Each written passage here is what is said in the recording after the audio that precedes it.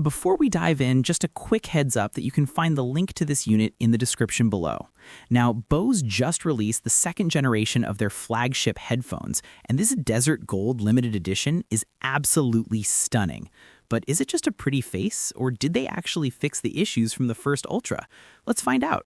Right out of the box, the first thing you notice is the refined finish. The metallic arms are now polished, giving it a much more premium look compared to the matte finish of the previous version. But the real magic happens when you put them on. Bose is still the king of comfort, and you can easily wear these for your entire workday without any pressure. Now let's talk tech, because that's where the real upgrades are.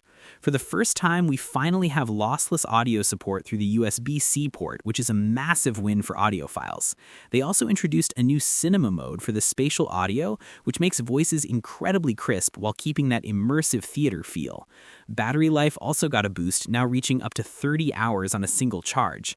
When it comes to noise canceling, it's still the best in the game. The new ActiveSense algorithm is smarter than ever, cutting out low engine hums and sudden loud noises better than anything else I've tested. So if you're looking for the ultimate travel companion or the quietest office experience in 2026, this is it. It's expensive, but for this level of silence, it's worth every penny.